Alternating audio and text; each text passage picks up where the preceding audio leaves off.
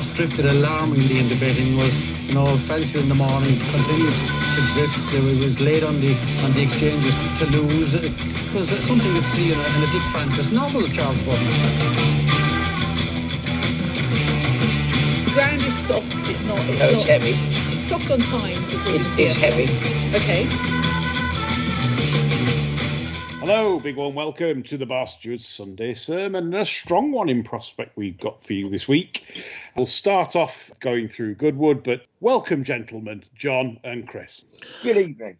Evening, mate. Yes. Hopefully we can give it to them this show. We've had plenty of questions, so thank you for that. We do appreciate that on Twitter. It does help with the show's content, and we can sort of mould our conversation around these things. So, without further ado, John, it was Slotwood this week, and Goodwood, I'm afraid, suffered from vile weather conditions, which, when you're watering for half the summer to maintain, shall we say, a good ground surface, of course, the water table, then it doesn't take much before it ends up like a plough field. Certainly doesn't. So we got a ploughed field yesterday, didn't we? That was the thing. It was, yeah. I mean, I think that'd have been enough no matter what. Because if he hadn't watered and there'd been nearly hard ground going into the meeting, I think that they just knocked the top completely off it anyway. He was going to lose at least what he lost, I would have suggested. It's another prime example as why we should have temperature all over the place. Yeah. I remember on our early shows, and you first said this, and I was horrified. I thought, oh, no, we need turf. Hate the soulless all-weather tracks. But you've got a point, as in it takes away all this. Tony Calvin had a point for once, and he said that, how did the clerk describe it on one of the days, I can't remember which day it was, as like sort of good to soft in places. And the first race, was it yesterday? Yeah, and the first race time was heavy. Was insane. Yeah. So it's not really fair on punters. Punters are thinking, right, well, mine won't go on heavy, but he said it's good to soft in places, just about get away with it. And your problem being as well, of course, that goes in the farm book, that race was running good to soft. Yeah, they don't change it. No. But don't you think it was a horrible spectacle just for the casual race goer? Yes. Who goes there for a day out and, they've had to run the first few races and then it's abandoned. And, visually it was horrible, wasn't it? They were finishing strung out. It was just didn't look good. And this is meant to be elite sport and, one of the premier festivals. It's, and I know you can't obviously odds the rain, but you can certainly deal and treat the ground with a little bit more sort of care and appreciation for. I think like Prescott said on that YouTube video, he claims we're fucked because since we've started watering, since the word safe has entered the BHA mantra, and also not just the BHA mantra, but the world mantra, safe and safety. Yeah. As soon as we start mentioning those two words, we've gone barn pot on watering. But I don't think trainers are helping themselves, because Gosden was asked yesterday on what he thought about watering, and he said, oh, no, watering's fine. Menuisier is not bothered. Watering's fine, He loves that, I don't know. He loves all that slop. Yeah. He does. French, and I love all that shit. But he gets sent a lot of heavy top cripples, doesn't he? That's why. Well, that's it. I mean, it's fine for trainers that are training Johnson's heavy-topped, very heavy horses that might not be the soundest on the joints. They're loving all this slop. It's fine. But for the speed balls and the fav backers, you love a fav, Chris. Yeah, it's just no good. Holes in my shoes. That's why. Yeah. I mean, the books aren't complaining because you're getting absolutely piss-all results, like the Gert winning by about 15 wickets. And this is the thing, punters can't follow head and the tail of it. John, many a meeting you've said this year at all the festivals, the form's like not worth a light, is it? Well, it isn't really. I mean, I'll give you an example. I mean, you got Perfios this week. Now, in theory, that ran a blinder at Ascot. Yes. It was on the pace, although was the last one to give way of those that were up front. That was a mile-and-a-half race.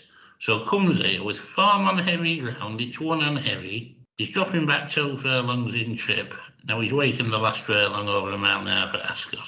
You'd think, what can possibly stop this running a hell of a race? Yeah. It's out the back of the telly. Yeah, never looked happy at all. What's that all about? I mean, is that Goodwood water differs from Ponty heavy? Probably does, actually, doesn't it? It probably does. And that's the problem, isn't it? There's no kind of, what's the word, what's the word I'm looking for? Kind of normalisation. There's no standard, is there? It's sort of, one man's heavy is another man's good to first. Yeah, there's not a standard heavy ground anywhere. You've got to apply it to heavy at Ponty, heavy at Goodwood. It's not, it went at Ponty, it'll go at Goodwood. You can't afford to think like that. No. But again, it's all stacked against the punters. It's almost like, racing managers in greyhounds, getting a call from Ladbroke saying, not too many trap ones this afternoon. So they, water the shit out to normalise results. With gross profits tax, you're not going to get a lot of action on this either. No, it's in their interest to get favourites beat. Of course it is. It makes sense for as many favourites beat as possible. If favourites keep winning, then it's not really much good for the levy. So the BHA just can't take a moral standpoint on any aspect of this at all. No. Because clearly, throughout this whole affordability check thing, which we'll come on to later in the show, this is clearly an organisation that cares about one thing, and that's rinsing punters. They're not interested. As long as there's enough money to fund the sport, and by the way, it's funded pathetically compared to worldwide, as we know. But that's all they care about. As long as they can get through the weeks, days, months ahead with enough funding to fund the racing. Racing is not in crisis in their eyes. Racing it's fine. There's nothing to see here. And that's the short-sightedness of the entire organisation. You look at last week, that Sussex Stakes that should have been built up as the Midsummer Mile World Championship. Yeah. Now, can you imagine anything coming from somewhere else other than that minor-league frog that came over to run on that ground and piss about the money? It's unfortunate. It has bucketed down, but as I said, tracks don't take the rain now. That's just a fact, because if you keep watering and underneath it just saturates with 6 or 7 mils. That's all it takes. It's not even like 20 mil or 30 mil or a big down. It's like 6 or 7 mil. It's gone. The surface is gone. And this is where we've been at. And sad to say, when that happens, festivals are now getting ruined, and we're sort of paying the price. Though Leicester earlier on in the season did race on terrible ground. It was the slowest ground recorded in Britain since, well before 97. Leicester didn't bother. They just raced anyway. Yeah, that was a stick rating, wasn't it? That was like sort of stick rating it after the fucking boat race. It was horrendous. Look, the watering thing will go on and on and on. Some trainers like it, some don't. Stuart Williams, friend of the show, doesn't. I think we're stoked because if you watch Prescott's video on YouTube, he explains why. Something to do with grass and water tables and things. Yeah. It's all shit like that. I've even forgot. If you want to know anything about it, there'll be tappets going down everywhere. So it'd work because that works in the sort of the way the world's moving. Like Crowley, the tappeta's the safest surface to run on because there's just like a lack of injuries on tappeta. Yeah, it's a fair surface. This is it. Dirt in America, that's no good. That's a bad surface. That injures horses too fast. Right, but the tappeta is a good, safe surface. So if we're going down the safety route, and it appears that we're definitely going down the safety route, we may as well do it. Like John says, John was right a long time ago, despite my protestations also. Right, let's come to Goodwood. Tuesday, John. We'll go briefly through the days. I think punters will want to know, like, briefly, anything just to follow, like for future. Tuesday, anything take your eye? Blimey, really. Hard to say, really. If you've nothing, say I've nothing. Yeah, quick zone. You'd have to be careful of that at York if it got another softie in the Lonsdale, I suppose. But other than that, there wasn't anything I was particularly excited about. Well, let's come on to Quickthorn, because obviously, we've had a lot of questions on Tom Marquand pinching races this week, and he's done it before on Quickthorn elsewhere. Well, this is the interesting thing. I looked at the sectionals for Quickthorn's race, Time Bore, and Quickthorn finished the race off in 101.45. Mm-hmm. Right? The second horse, 108, 106, 106, 108, 107, 104, 102, 101 going down the field. So you can see a pattern here. He's nicked the race. They've all rode terrible races. Yes. Why? Because they've been men. Well, they are. But this is the thing, right, about staying races, that I've said it before, that a lot of them I don't think they know how to ride. You know yourself. They don't know any idea how fast they're going. I'm sure of that. So this is interesting because you know that a staying horse, what that needs is an even gallop. It's no good like going 31, 32 mile an hour, 33, 33, 32, 33, 31, and then asking it to sprint for 4 furlongs. They're not bred to do that. So I don't understand why they just... Obviously, Tom Marquand is probably one of the better ones at just going an even pace. And he proved that again later in the week with Sumo Sam, because the sectionals came back with that, and he was very consistent, as if he's just letting them stride, letting them do their own thing, and like without reining them back, of trying to stack the pack, the stacking packing Mark Johnson field. You know, like he just basically lets them roll and just says, right, you go your comfy pace, if you like. I think that's just the key, just to go even kind of works. And for me, he's got it right twice, Quickthorn and Sumo's. Well, he hasn't. Yeah, Quickthorn was actually, nearly bang on. Sumo Sam was 99% finishing speed. So, like, he got it absolutely spot on with 2 rides, while everyone else is just looking at each other, thinking, is he going too fast or not? And I think this is the problem.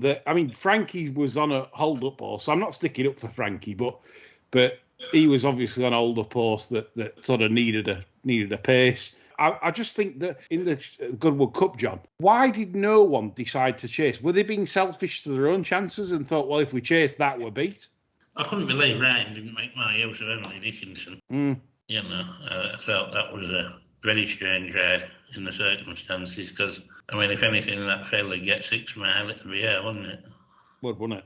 Yeah. So I hope that answers your questions, Ari. I would ban, if I were BHA, I would ban all the jockeys in the race for just riding like Bimman. They were so far wide of the mark. Quickthorn hasn't produced anything magic. Send them all back to that racing college and get Perham into them.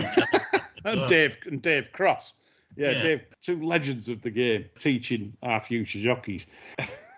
Well, they had Perham presenting on Sky Sports Racing for a bit, so at least we've got rid of him there.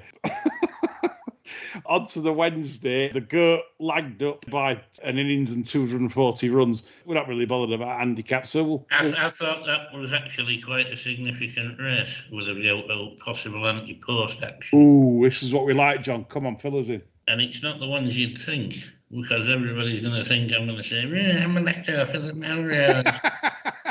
And Jack will be disappointed now. It's his 5 to follow. Yeah, well, when I don't think Amleto did his Melrose prospects any harm, I think we possibly saw a Cambridgeshire plunge horse in that race. Go on. In the shape of Tony Montana, trained by Big John and Slim. No, Stott will ride it. I know. So there may be a special episode of the film with the stops on Cambridgeshire Eve. This thing, I thought, travelled up absolutely lovely and just emptied out.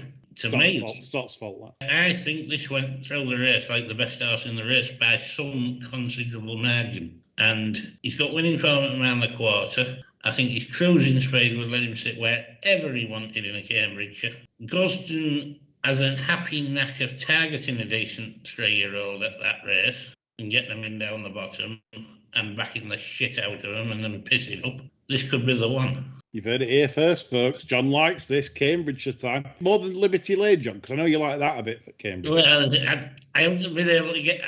I won't get at Carl Burke until the ABA meeting now. And there's always a chance it might run 3 times before then while he's trying to get it to settle. So I don't know. But Carl Burke's on my hit list for the ABA meeting. Anyway, I'll be seeking him out and buttonholing him about Liberty Lane for sure. Fair play. Right, okay. We'll go on to Thursday. One thing I did notice in your column on Patreon, you said about Paddington, yes, you'd be taking him on in the Judgment. Why is that? Well, he won't win it for starters. But yeah, fair. I think he's had plenty for now, and I don't care what Aidan says about him putting weight on after these races. I think it's a pile of bollocks. He's had another hard race there. He was all in at the finish. I don't care what anybody says. That frog was closing him down at the finish. Nothing could run like that and have an easy time of it in them conditions. He had a hard race in the Eclipse, doing most of the hard work. I've seen horses go from a King George, which is like the week before, to York, seriously underperform. I think they're asking for trouble if they go to the Goodwood International. Interesting. Like your opinion on that. What do you think, punters? What do you think? Is John right? I respect what John says there. On to Thursday, John. I had egg on my face with Desert Hero. I couldn't see that winning the Gordon, primarily because of everything went right at Ascot for it. I just think this horse's attitude improved incredibly. I mean, in the London Gold Cup, he did the last half furlong with his head on one side. I actually thought at the time, well, that's another one for Grady Betty's breeding programme, that's proved to be an out-and-out bastard. Yeah. And since then, talk about turning over a new leaf. Showed guts and determination at Ascot. Same again here. I mean, he just out-bottled them, really. I don't think he's a major winner. The fucking thing keeps winning, doesn't he? Look, it certainly gave me egg on my face. Fair play. Desert Hero. I hope the king gets heads. Right, anyway, on to the Nassau Stakes. Right, the monarchists will be on me now. Right, Goodwood for the Nassau. And no monarchists listening to this. Don't be daft. The Republican podcast, John. Right, now Betty's gone. I agree. Blue Rose Sen. Now, listen, I want people to watch this race back and just imagine this is a normal race, not a Group 1 row. Right? And tell me, Aurelien Lemaitre, or whatever it is, right? The jockey on Blue Rose Sen. If you didn't know any better, John, and you couldn't study Formont race, you'd have said he claimed 507, wouldn't you? There. Or it was Joe Fanning. Or Jimmy Quinn, something like that. Well, yeah, because he'd win on it next time, won't he? Put me on it next time. I'll do it for you. I mean, yeah, it was a 10. If you back Blue Rose Sen, you must be just like tearing your hair out. Why would you try and go up Ryan's inside? Well, that's mental. Yeah, there's a lot of stupid things you can do in life, isn't there? And that's one of them, basically. Because he was gonna shut the door. He'll have heard him and just shut the door. Yeah, that's what he did. It's like he got off that and then he said, well, now I'll have to put my cock in a crocodile's mouth. I don't think the son of Head, Mr. Head, who was interviewed after, I think he tried to put a brave face on it, but he really wanted to say, what a fucking idiot wrote that. That's what I took out of it anyway, despite him not being diplomatic.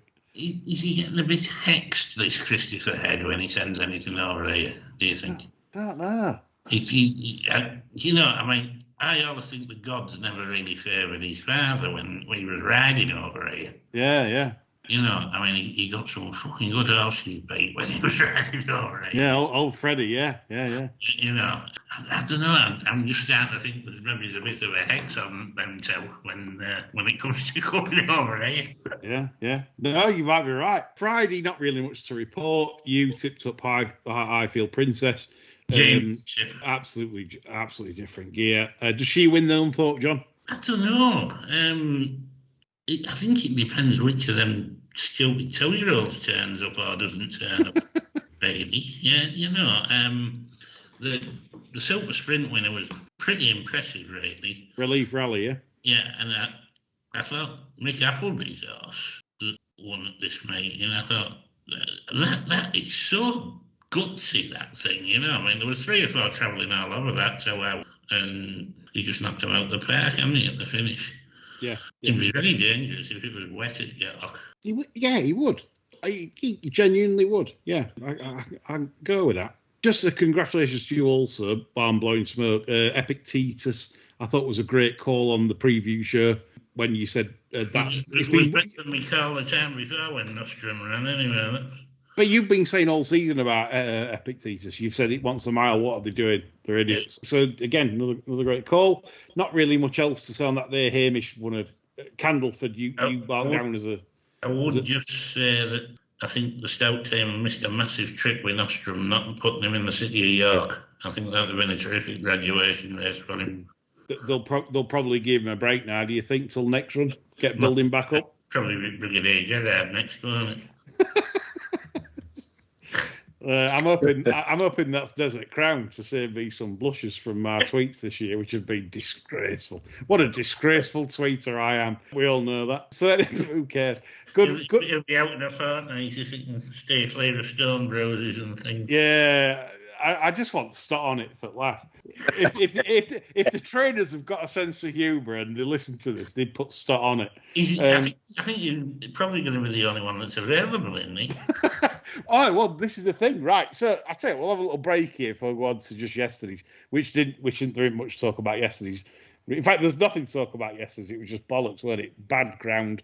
Yeah, Sweet William probably won't get into Ebor anyway, and if it does, I'm not bouncing about it really. She don't want to run because she's it's one of those that it was well found in the market now, isn't it? Yeah, we've had our fun out of it. We backed it at Newbury. We backed it at Goodwood. We don't need to back it at an Ebor. No, we want to get it racing very quickly. Yeah, we've had enough of her now. She's boring. The mad woman, John. You'd still do her though, wouldn't you? Obviously. Boots on? Boots on, boots off. It makes no difference. She's as mad as a carrot. Okay, fuck's that, the offer at Goodwood. It meant nothing. He's available. That brings us on to the next subject then of Jim Crowley, of all people. On Hookham, obviously news this week, and he got a huge £10,000 fine, a 20-day ban, 20 days. And I just find that astonishing. Because, did you see one tweet after the King George saying that was brutal? Did you see one tweet? Yeah, one lad about West over, he said, "Oh, that was fucking brutal." Yeah. No, I mean, it wasn't brutal at all. There was nothing wrong with the ride. This is just typical of what this Brent Dunshire, or whatever the hell he's called, bringing into this sport, and they're absolutely ruining it. They're fucking idiots. Well, right, this is an interesting thing on counting, right? So we count in whips here, right? So, idiot Haley Turner's chimed in. Oh, Jesus. Right, listen to this. Everyone can count to 6, said Turner. I don't think she can, though. Profound. Yeah. Well, given she is her first Royal Ascot winner 11 times, I know that was before the whip rules, before anyone says, but the thing is with jockeys, you're going to get, like in life, you get various opinion on what's right and wrong. The same on the whip debate. But I listened to Jim in the interview done on ITV, on my rare foray onto the channel. And I was impressed by Jim in a way, because he said, if you're riding at that velocity, and basically you just you're not counting at that moment. You're just not. It's like you're just doing your best to win. Now that's what punters want to hear. Punters don't want to hear, well, hang on a minute, I've lost that by a short head because I wasn't sure how many cracks I'd get it. Yeah. That's the last thing punters want to hear. Like, imagine, because it's a betting game, no one cares as long as they get paid and it's in the bank account or it's in the bookie's account after the race. Because imagine if Jim had not given it more encouragement, shall we say, and he gets beat a short head. You've got punters then lining up on Twitter saying, "Fucking Jim Crowley's weak." Weak as piss, that Jim. No, all I'm saying is there should be some element of discretion, shouldn't there? It shouldn't be an absolute hard and fast sort of rule. I mean, look, it was probably one of the biggest races of any jockey's career. Fuck's sake, it's nonsense. But this is where we are, as you say. We are in a world where rules are more important than the actual overall product, and that's it's this and many other initiatives is just sort of sending racing down one way. Well, this is it, right. So like John said, yonks ago, before the whip debate was whip rules were brought in, he said once you start counting, that's it. It can only go one way, which will be worse. It never goes the other way. They don't think, oh no, let's add another 2 smacks on. They're trying to appease parties that don't have any skin in the game and don't want the game to succeed or even continue, Chris. Yeah. Absolutely right. You are appeasing people who have said, rightly or wrongly, I'll never go racing because of the whip. These people are never going to be interested in the sport. So you are appealing to a demographic that is never going to contribute to racing's finances. That's the problem. Racing is a sport. It's still a minority sport, although obviously it happens every day and it has a lot of terrestrial coverage. It is still a niche sport. You either get it or you don't. Yeah, and you're not going to attract people with those kind of initiatives because they're either into it or they're not. I still don't think it's realistic expecting jockeys to keep count like that. I mean, in right. the heat of battle, especially in a big race. I mean, all right, let's put it to football then. Let's say you said to a midfielder, right, in football, and you say, right, you're allowed 8 tackles per half because we want to see flowing football. Yeah, exactly. So basically, if you do more than it, we don't want to see the game stopped and bookings and free kicks. When he's done 3, he's lost count. But it's like when you're running about at high intensity and stuff. You think I'd be the same. I think I've done 4 or 5. I can't remember. A long time ago, I had a conversation with Jeffrey Ragg about the whip, and we were talking about Piggott actually. In them tight finishes where he's like 20 yards from the line and he goes rat-a-tat-tat, it was like every stride, bang, bang, bang, bang, and the get up there, I said to Jeffrey Ragg, I said, what do you think that's all about? He said, I asked him about that. I said, and he said, do you actually feel and find that little bit extra near the line, Lester, He said, no, not really. He said, it's just your brains out then, isn't it? Yeah. That's Piggott. Yeah, because it's like it's a desperation to win. Yeah. It's like that's why the winners. When we talk about great jockeys over time, it's because they're absolutely all out to win. Shook everything bare in the soap in, weren't they? Yeah, Carson was the same. Carson was, absolutely really strong jockey. And this is it. Racing's going one way, and I'm afraid it's downhill in every single department right now, which is depressing on the whip. But it's sickening because it would be so easy to fix this game. It would. It is. It's not difficult. It's staring everybody in the face, but you need a bloody big clear out at High Holborn. Yeah, let us do it. We'll do it. Us 3. Power triangle. Give it us. I mean, how can it be any worse? Sorting it out, not listening to the antis. We're not interested in the antis. They're not going to bring down the sport. It's not going to happen, right? You could go to the zoo and get 3 of them chimps that's chucking their own shit at each other and they do better than this. Yeah, I mean, the worrying thing though, when, like I talked earlier in the show about safety, right? Yeah. Well, the biggest contradiction in terms here, the Japs have joined in, right? The Japs, the seal clubbers and the whale killers, the Moby Dickers, they can sell whale meat at plenty and all this shit. Are now saying, we agree with Holborn's rules and we're going to mirror it. They're doing the same. The Japanese are changing their whip rules just because we've done it. This is, and then at the same time, there'll be whales galore, like killed at sea. I don't get it. I'm lost on idiot world, clown world. In fact, what do you think to that? Yeah, Japs. I mean, Japanese of all people have led the way for years. The people who write your Tenko. Yeah. Growing bamboo under fingernails and all that sort of thing. Yeah, they fucked up Pearl Harbor, and then after and like I said, they've appeared on Family Guy as like Japan. They kill things that we like. I mean. It's like dolphins and seals and whales and what they're doing, and that now it's like no, What's that about? Yeah, you can't hit an horse another 2 times because it's fucking ridiculous. Well, ban your whale hunting then, you fucking set of morons. Anyway, racing.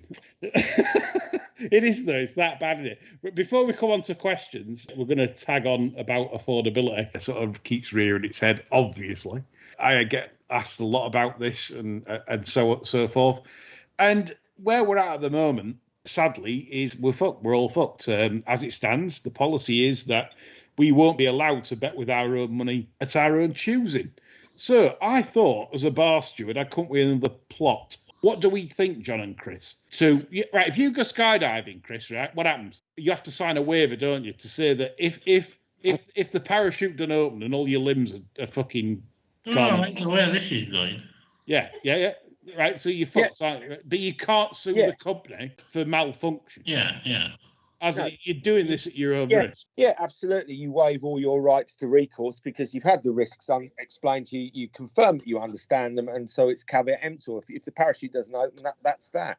that's sort of, that seems to be the sensible way to do it. If you know the risks, it's up to you how you choose to spend your time and money, but seemingly not anymore. We've got people telling us what to do. So I thought of this as a waiver. What could happen is, so basically, bring in your affordability checks, do what you want, but there should be a waiver option considered by the government, by DCMS, and this waiver must be signed by a member of family and a witness, right? So, and a photograph, like they do for certain things of inheritance and things like that, and right. So if you really want to be serious about it, and so once that happens, for me, that is on your own.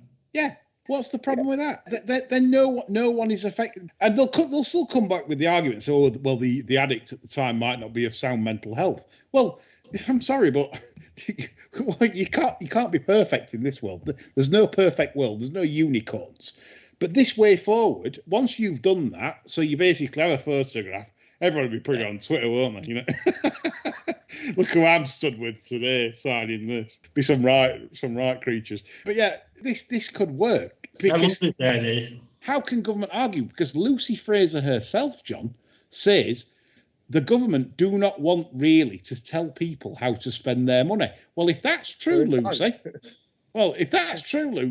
this works, doesn't it? Because surely an addict then has to get a family member and a witness to agree to do this, because be it on their head if then the addict does their life in, and they've let it be responsibility on the family, like the Annie Ashton thing where the husband topped himself due to gambling. Annie Ashton then can't come out if she signed an affidavit beforehand. The same with and a witness, if that's the case, and then do affordability checks on the ones that won't do that. If the ones that won't do that won't sign that affidavit to say, look, I'm exempt from these checks, sorry old bean, then they get affordability checks, and that's fair game. Because that's a brilliant idea.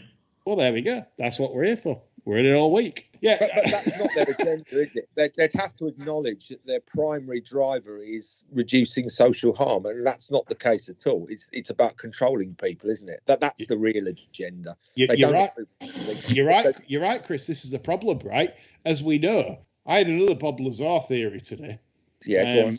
Bob Lazar appears on all these shows, and get him on. Yeah, get your son listening. He likes things like that. So my theory was that, is gambling a test bed for CBDC, central bank digital currency? As in, are we heading down a path where they're going to eventually do it, where the bank might even control these measures in future? Once they say, affordability is not working, we're still getting gamblers committing harm, and this is not working. What can we do next? We've got a better plan, say the government. We can do this.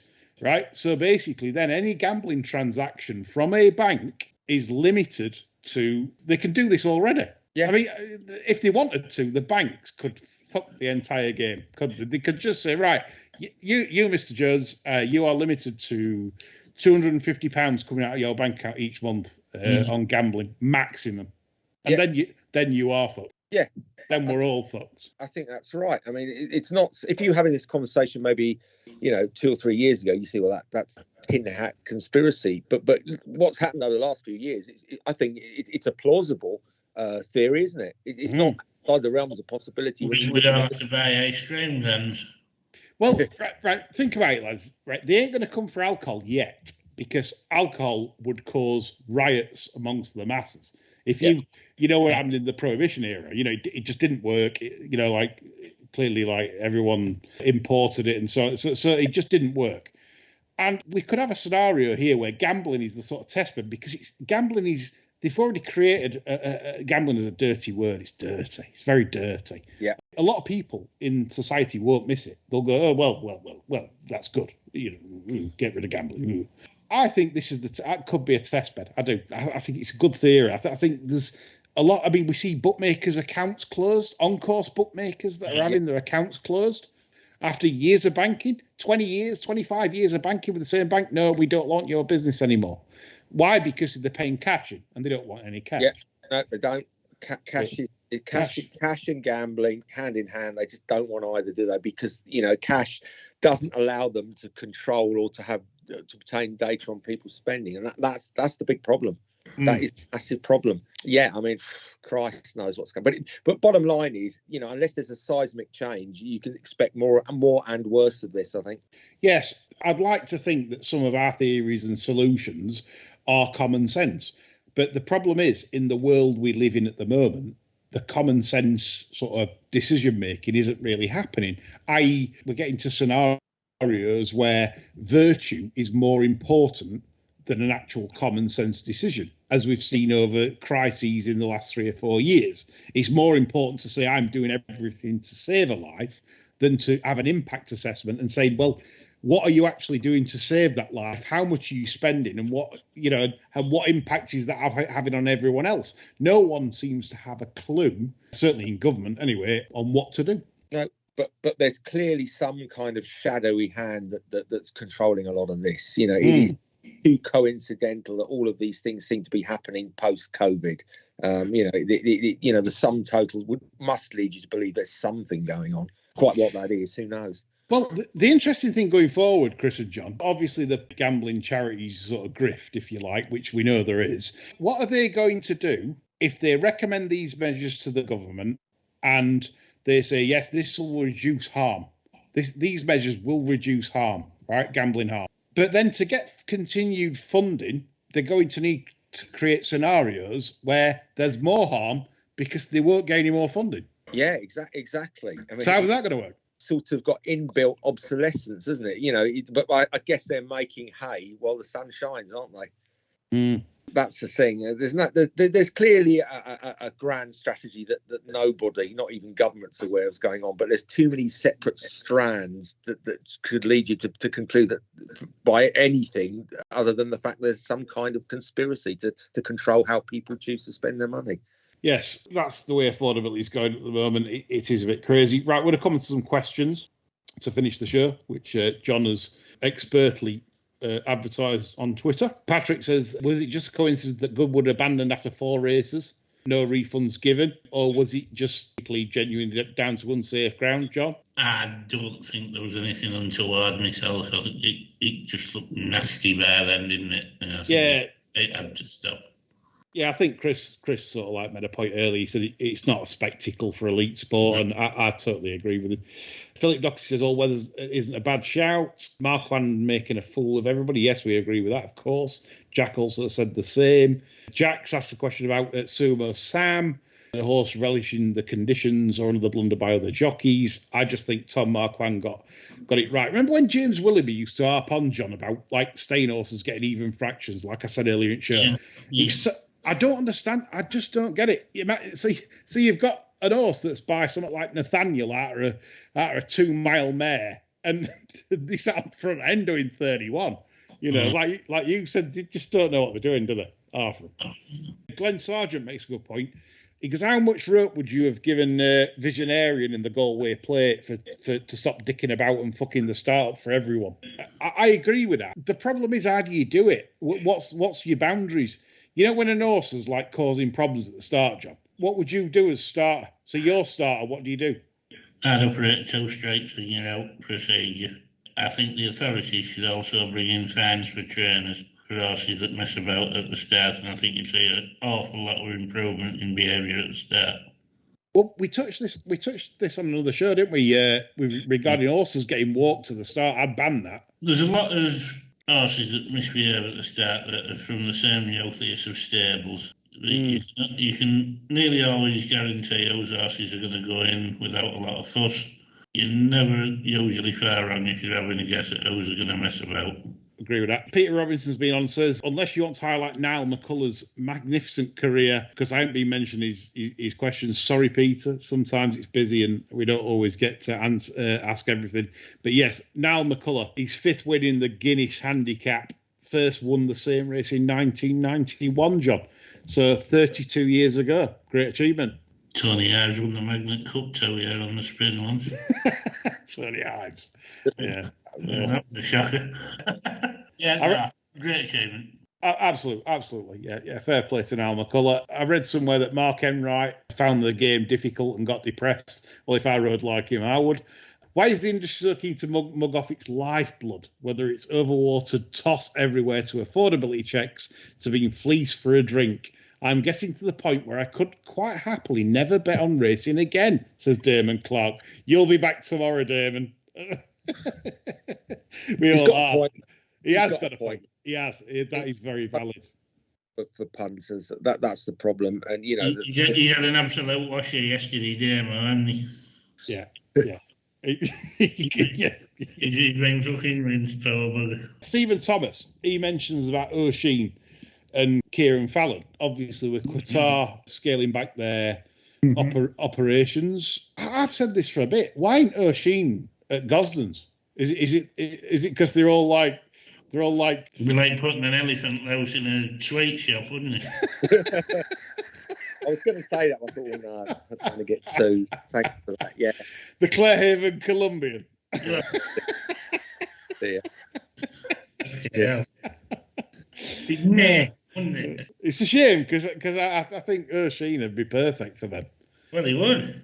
You know, I mean, even tries to talk quite clearly and eloquently as well, doesn't he? Like John. And that's got a lot of Thunderbird puppet. Isn't he? He reminds me somehow of Jerry Anderson, doesn't he? When he gets in front of the camera. I think Thunderbird 2, whatever. Thunderbird 2. Yeah. I think Stutty's in line for that myself. Oh no, don't. The soon to be set Stutt. That'll be terrible though, won't it? Because then Slim will be trying to slip Megan one, and there'll be crisis at home with the Stotts if that happens. Oh. Yeah. It might be the tipping point, John. Yeah. Robert Potts said something quite funny. He said, should jockeys have their goggles equipped with mini wipers so that when it pisses down, they can see how far ahead Tom Marquand is in the distance? That's very good. Excellent. Absolutely excellent. Tree Trunk's been on. No. He said he's been on the chase, you know. How many of us has been on the chase? Well, every day. not many people have been on the chase and scored nil, like, yeah. What a waste of skin he was. Yeah, and he said, can we get... I don't understand this because I don't watch much ITV, John. But you won't understand it from him because you don't speak gibberish. He said, can we get Philippa Copper on? Does he mean Cooper or Copper? Cooper. Oh, I don't know. Cooper. Definitely the high point of ITV coverage. Who's Philippa Cooper, John? No idea. This is a question from me. What do you think also to Ken Pitterson this week when he gave Nashwas a big negative and Ed Chamberlain said on ITV that was the reason why it drifted? Yeah, all right, Ken. Yeah. After Ken had said that, the world markets had joined in. Hong Kong, everyone had kicked in. Ken said this. Wall Street. Yeah, I can't leave this one out. James Little Polvier says, whose offspring will actually make a decent trainer? So come on, chaps. Who we coming here? I mean, Kilt's got a now. Kilt's had a terrible Goodwood, hasn't it, Charlie? Well, who would you pair the Kilt with then? If we're looking at Martins. Gillian Bonus. Well, I like the surname. The surname's good. About it, really. And Swinbank. I think Martins. What, to make the perfect trainer? Yeah. I would say something like Alexandra Dunn with Thady, because you'd have a cracking set of choppers. Which suits every trainer. It works well. If you've got great choppers, I mean, look at Jamie Osborne. I mean, the man can't trade, but his choppers has got him through, haven't they? Really fair point. Produce Safi. I mean, Safi's an eventing champion. I mean, fair play to Safi. I think I'd try and turn Carl Burke up with Rebecca Curtis, because I think if I could get him copped off with her, he'd let me run Liberty Lane anywhere I fucking wanted. I thought you were going to say Rebecca Menzies then for getting pissed on. We all like things like that, don't we? I don't know, do we? I hope Joel out of JK and Joel, remember them? He listens in his bathtub on Sundays. I hope he's listening to this. Good show tonight, Joel. He won't get out if he wants to piss, will he? So Matt Bailey's also been on. This is to finish the show, really. And he says, did young Towser really say on racing TV, it's better to have too much water than not enough? I didn't see that myself. No, I didn't see that, but worrying. He's on about his clubbing days when he's on pills, isn't he? Yeah. You've got to get 14 litres down. You have to. Yeah. You're sweating it out here. It was like that. So that was the old days, like when we always used to take amphetamines, like affectionately known as speed, during the old clubbing days. Actually, you had to. It was funny. You used to go in like a nightclub, a ravers bar, or whatever, and you'd be just like, "Do you want a pint? No, water." It's just water, just supping water all night, just to stop yourself from exploding. Oh, yeah. Like ready break, man. You know, everyone's sweating like $10 hookers. Days they were. The 90s, bring them back. Brilliant. Bit of Alan Partridge. So can I have a wee plug now?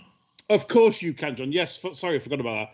John's got a plug and a good tip for you all here on a website that's very entertaining. Those of you who have enjoyed Nobody and Free Fire in the last few months, Nobody's fantastic. It was a good recommendation, that one. Yeah.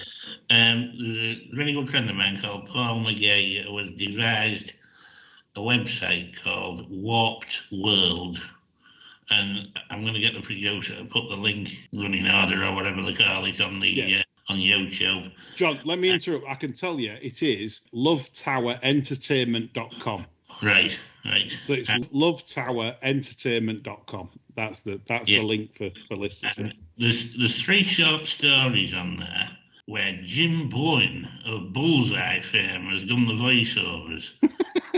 And the type of humour... He's dead now, though, isn't he? He's not dead since he died. The type of humour it is a little bit like, if you regard the illustrations, it's like Beavis and Butthead made something written by Vic and Bob. It's that off the wall. It's absolutely hilarious.